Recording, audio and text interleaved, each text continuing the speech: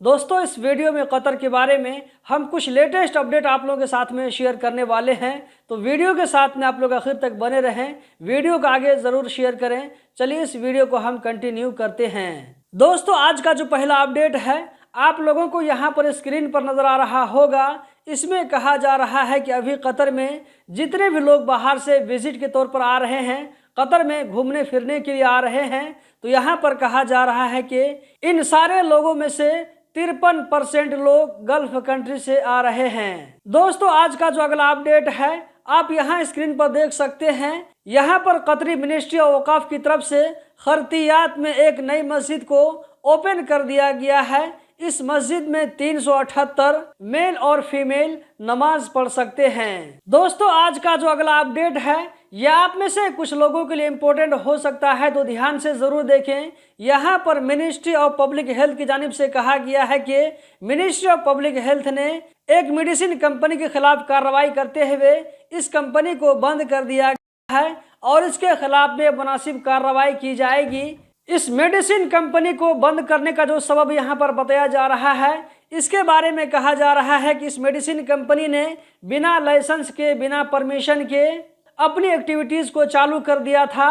दोस्तों आप लोगों को मालूम होना चाहिए कि कतर में कोई भी कंपनी हो बिना लाइसेंस और बिना परमिशन के अपनी एक्टिविटी को कंटिन्यू नहीं कर सकती है, चाहे उसको 10 दिन या ये कि 15 दिन या उसको 1 महीना 2 महीना बंद करके ही क्यों न रखना पड़े।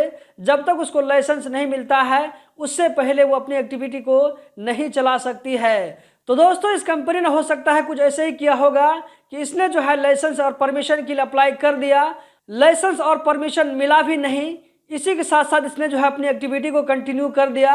तो यहाँ पर मिनिस्ट्री ऑफ पब्लिक हेल्थ की जानिब से तो इसके खिलाफ जो है कार्रवाई की गई और इस कंपनी को बंद कर दिया गया। ये जो बंद किया गया है इसको टेम्पोररी बंद किया गया है, परमानेंट बंद नहीं किया गया है। तो आगे चल करके इसके खिलाफ जो है कार्रवाई होने के बाद में, परमिशन मिलने के बाद में, लाइसेंस मिलने के बाद में फिर ये कंपनी अपनी जो एक्टिविटी को कंटिन्यू कर सकती है। दोस्तों आज का जो अगला अपडेट है ये है कतर में वेस्ट बे सेंट्रल बस स्टेशन की तरफ से। इसके बारे में कहा जा रहा है कि वेस्ट बे सेंट्रल बस स्टेशन में हर घंटे 27 बसों की सर्विस अवेलेबल होगी, यानी कि हर 2 मिनट के आसपास में आप लोगों को नई बस मिल जाएगी।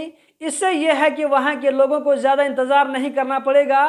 एक बस के जाने के बाद में लगभग 2 मिनट के बाद जो है दूसरी बस अवेलेबल होगी और ये सारी बसें इलेक्ट्रिसिटी से चलने वाली है। दोस्तों आज का जो लास्ट अपडेट है इसको मैं रेफरेंस के साथ में आप लोगों के साथ में शेयर कर रहा हूं।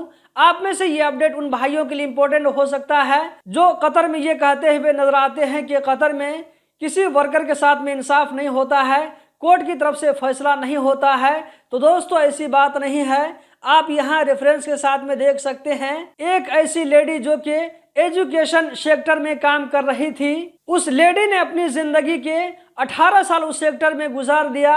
अब हो सकता है कि लास्ट में कुछ ऐसी बात हुई होगी कि उस लेडी ने कोर्ट में जाकर कंप्लेन कर दिया अपनी कंपनी के खिलाफ में। अब कोर्ट ने उस लेडी के हक में फैसला दिया है और यहाँ पर कहा जा रहा है कि उस लेडी को हर्जाने के तौर पर, मुआवजे के तौर पर 50,000 रियाल देने का कोर्ट की तरफ से डिसीजन दिया गया है। जहाँ पर वो काम कर रही थी तो उस डिपार्टमेंट को लेडी को 50,000 रियाल देना होगा। दोस्तों इस वीडियो में इतना ही। हम जल्द ही मिलते हैं किसी नई वीडियो में। इस वीडियो को लाइक करके आगे जरूर शेयर करें। वीडियो देखने का बहुत बहुत शुक्रिया।